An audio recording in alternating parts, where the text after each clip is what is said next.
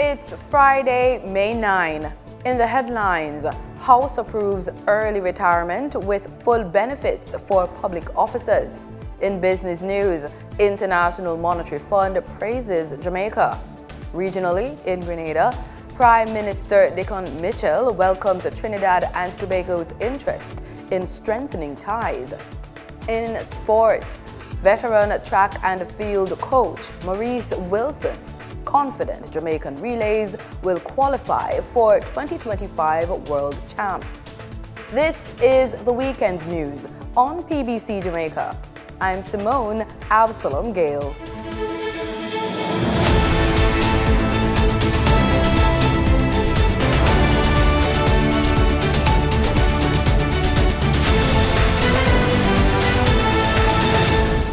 Thousands of public sector employees are now eligible for a new retirement option following the House of Representatives' approval of a key amendment to the Public Service Pension Laws. The Pensions Public Service Amendment and Validation Act 2025 gives public officers born between August 1, 1961 and February 28, 1963, the option to retire before age 65 and still receive full pension benefits. Finance and Public Service Minister Favour Williams, who piloted the legislation, reminded Parliament that the move aligns with the government's 2011 Green Paper, which proposed gradually increasing the retirement age for public officers from 60 to 65. This paper proposed several measures to reform the pension arrangement for public officers, including increasing the normal retirement age from 60 to 65. As part of the policy development process, stakeholder consultations were held and a joint select committee was convened in 2012 to discuss the proposed reforms.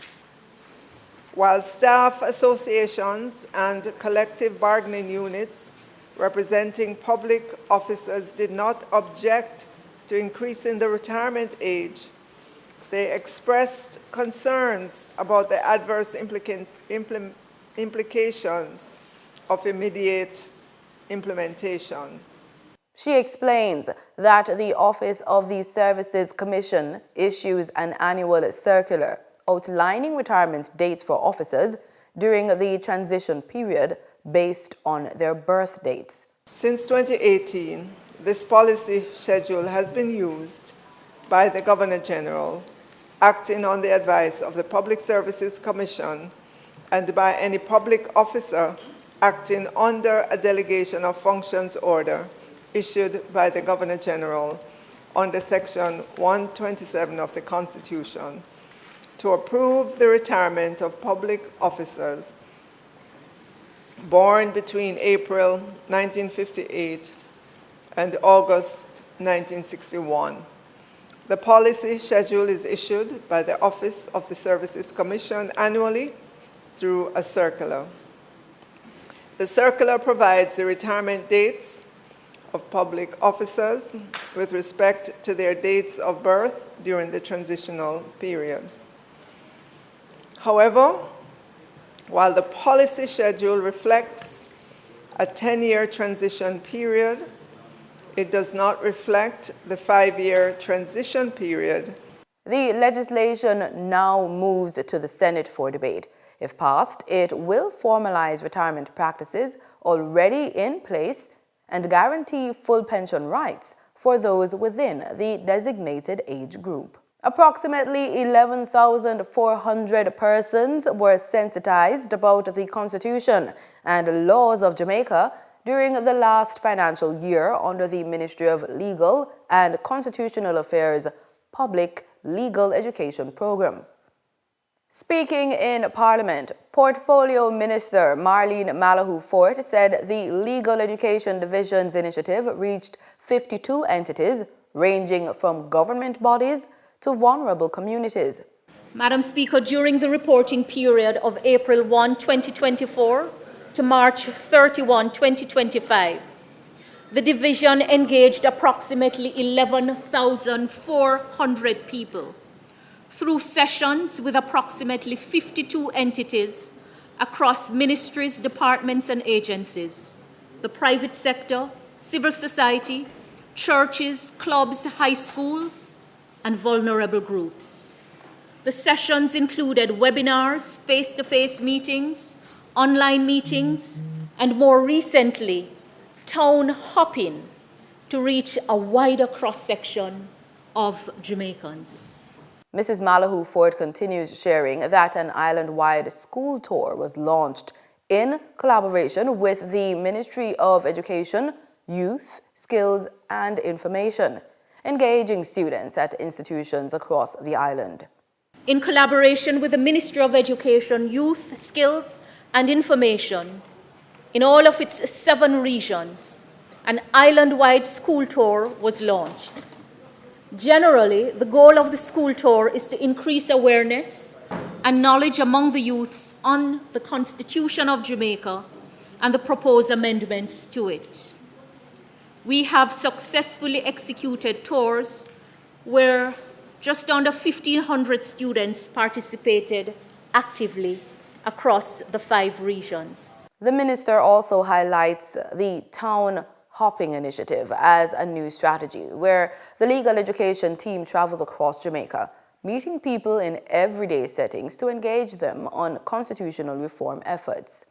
Madam Speaker, the town hopping community initiative is a novel strategy which has members of the legal education team going into the nooks and crannies of Jamaica, meeting with the people in the streets, at the marketplaces, at police stations, engaging them on the work to reform the Constitution.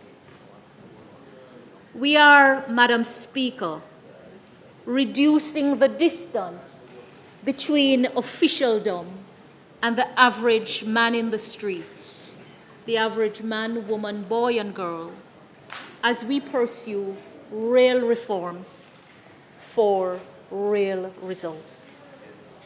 Jamaica will join the rest of the world in recognizing World Lupus Day 2025 on May 10, but we will begin the activities on May 9.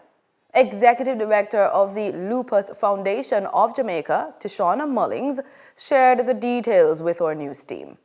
On the 9th of May is our official Put on Purple Day. So we're encouraging government agencies, schools, the private sector, everybody to wear purple and use the hashtags Make Lupus Visible and Lupus Foundation JA so we can get that activation and keep on sharing right across Jamaica. We are making resources available, PowerPoint slide decks, whatever you need, information, leaflets, so people can reach out to us.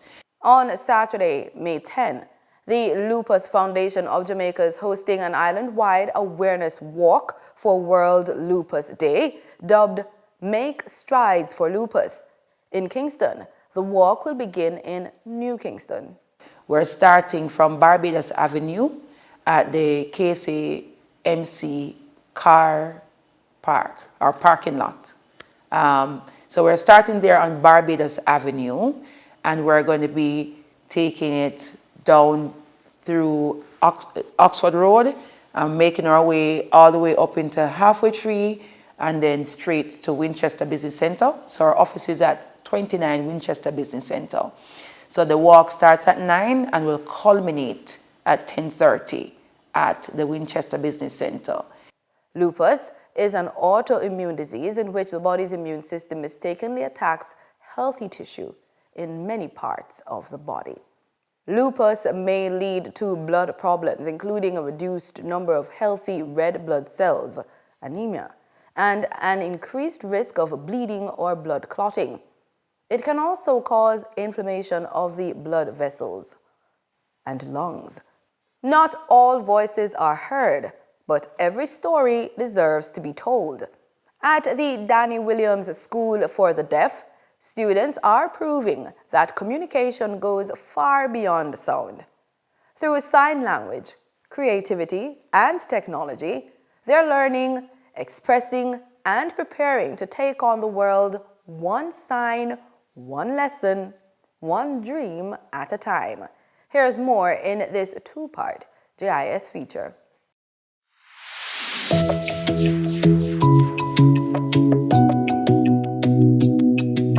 Hi, I'm Ari Jones. I go to Danny Williams School for the Deaf. Not all voices are heard, but every story can be told.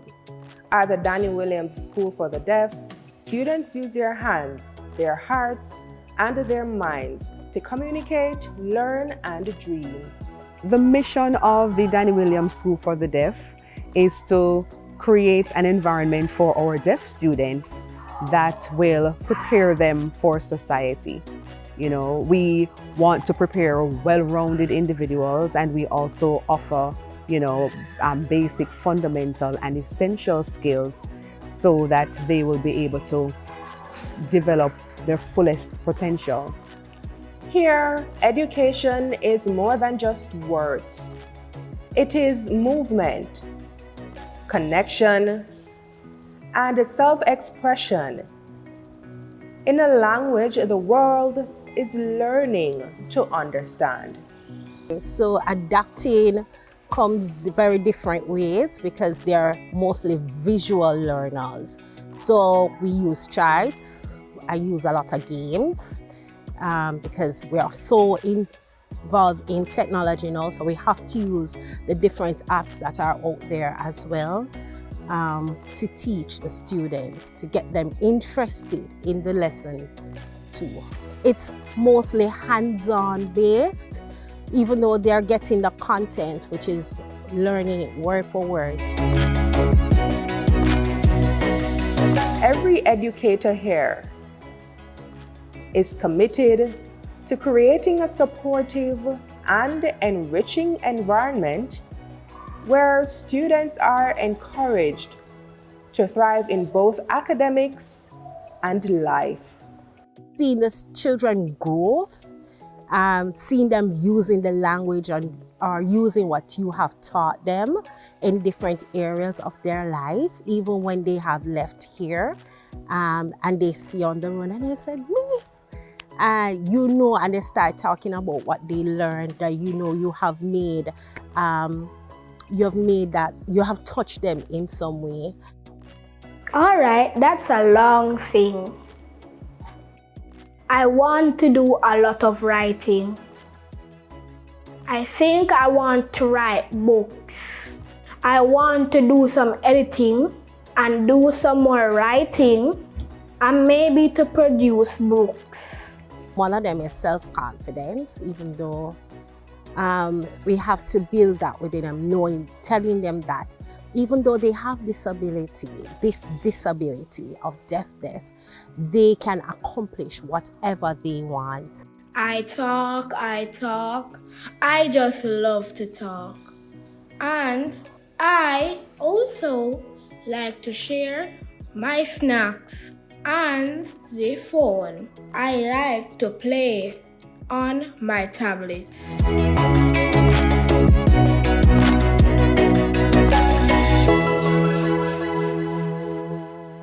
Time now for the business report with Denise Williams.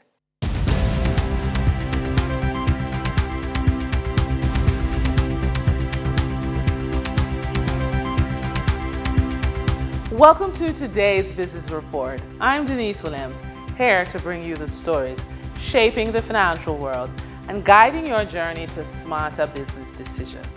Let's dive into the top headlines.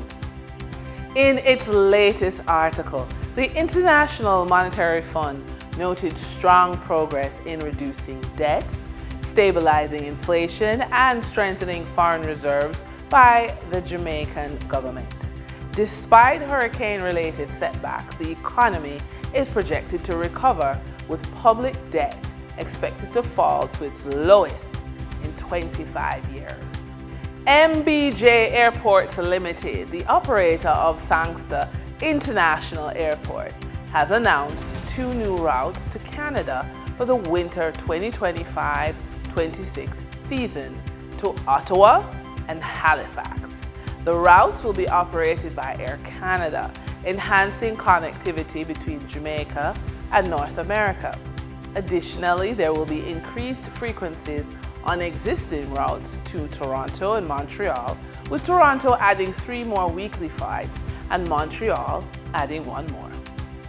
In corporate results, with Cinco Group Limited unaudited financials for the 9 months ending March 31, 2025, reports a 12% decline in 9 months net profit.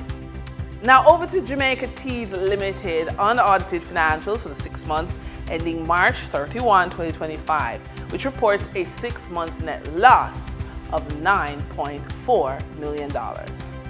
Caribbean Cement Company Limited financial results for 2024 shows net income rising to 6 billion Jamaican dollars compared with 5.6 billion in 2023. For the trading period ending May 8, 2025, these were the most actively traded stocks. Alternative energy provider Wigton Energy Limited with 12,431,116 units traded, representing 44.17% of market sales volume. Toll road operator Trans-Jamaica Highway Limited with 2,883,605 units traded, representing 10.25% of market sales volume. Billboard advertising and real estate developer Kintyre Holdings Jamaica Limited with 1,630,730 units traded, representing 5.79% of market sales volume. We now shift our focus to the Forex market rates set by the Bank of Jamaica. On May 8, 2025, the Bank of Jamaica reported US $53.69 million purchased and US $59.93 million sold by Forex traders. Forex traders earned $1.78 per dollar, selling the US at $159.93 and buying the US at $158.15.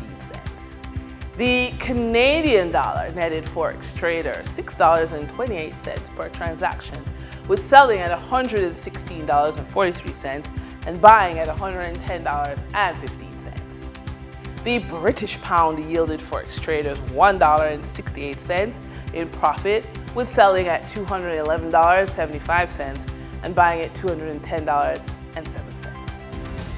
For our credit report tip of the day, when you're building a business from the ground up, every dollar counts and every decision matters.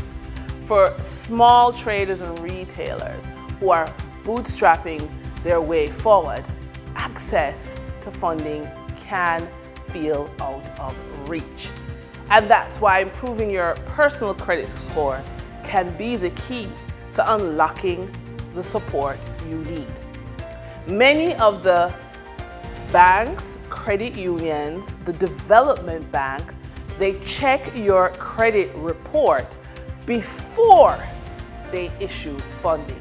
And therefore, it is incredibly important for you to make sure you clear up errors, get rid of mistakes, and manage to pay what you can and have a conversation with your banker so that you can understand how to improve your credit score. And that wraps up today's business report. I'm Denise Williams, reminding you that every financial decision is a step towards your future. Until next time, stay focused, stay informed, and keep striving for success. See you soon.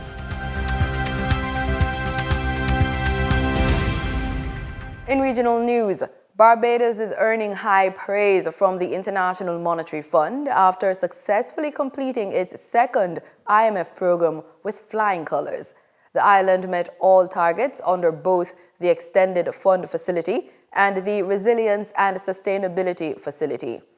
IMF Mission Chief Michael Perks made the announcement during a media briefing at Ilaro Court last evening following the fund's final reviewing meeting with the government. The completion of the reviews will allow the authorities to draw the remaining $19 million under the EFF and around $38 million under the RSF.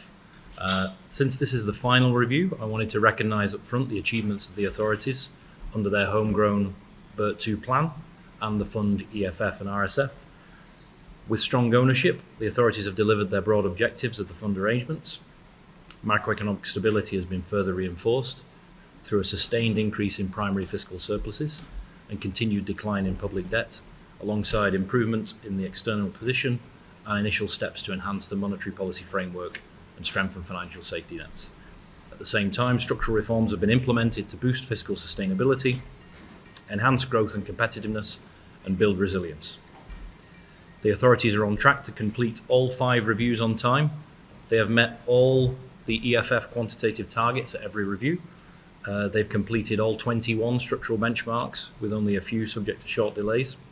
And finally, they have met all 10 RSF reform measures. I shouldn't have to say it, but this is no small feat. Looking ahead, the economy is projected to grow by 2.7% in 2025, sustained by construction related to tourism and public investment. Having said that, the economic outlook is subject to significant downside risks, given the highly uncertain external economic conditions and Barbados' vulnerability to global shocks and to natural disasters. And similarly, as we bring this process to an end, we have determined that we will keep our relationship open with the fund. We will discuss with the social partnership what that relationship should be. It is at this stage likely to be what I call speed dial, standby, what they call precautionary standby, which simply means that if at some point in the next 3 months or 6 months or 9 months, the overcast conditions change into showers or floods or high winds, that instead of having to go through a lengthy process to get help, you literally press speed dial, one button, and everything is there. I go to sleep worrying about skills. And I go to sleep worrying about who is going to be able to come to work to do the jobs that we need doing, not just because of population decline alone, but because the complexity of government requires a range of different skills, all of which are not necessarily available in small states. That's why the IMF and other countries have set up CARTAC. And CARTAC for many years has been offering very technical skills to countries in the region. But sometimes we need to go even further. And one of the benefits of the standby arrangement, the precautionary standby arrangement, is that it still allows us to retain access to technical assistance, structured policy dialogue, and if necessary, as I said, emergency resources. The disadvantage of it is that you have to pay it back in a shorter period of time. In Grenada, Prime Minister Dickon Mitchell is welcoming a move by Trinidad and Tobago's new leader to strengthen ties with that country. The two countries are looking to explore new opportunities for collaboration, with energy development high on the agenda. More in this story from GBN News. Prime Minister Dickon Mitchell warmly welcomes the initiative by the newly elected Prime Minister of Trinidad and Tobago, Kamla Persad-Bissessar, to deepen and strengthen cooperation between the two countries in hydrocarbon exploration and development.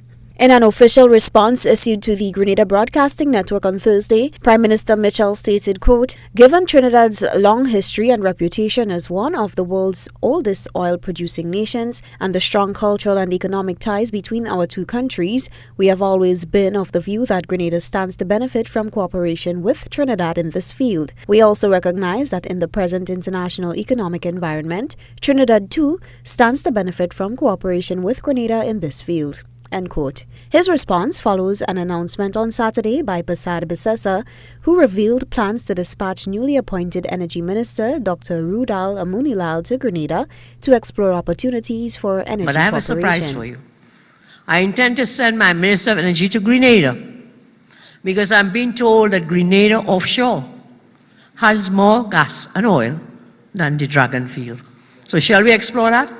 On Tuesday, an update from The Guardian in Trinidad and Tobago said Dr. Munilal is waiting to receive the relevant historic documentation before initiating a discussion with the Grenada government to move the idea forward.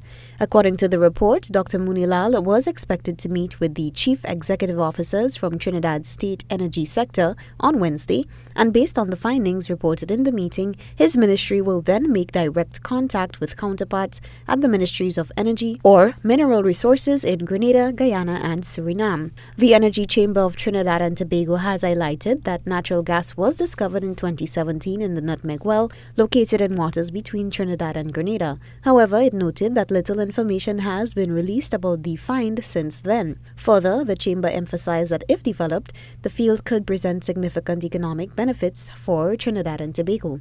Meanwhile, former Energy Minister of Trinidad, Stuart Young, has cautioned the government against entering into new gas agreements with regional countries, including Grenada. Reporting for GBN News, Beverly Telesford. In sports, we speed off with athletics.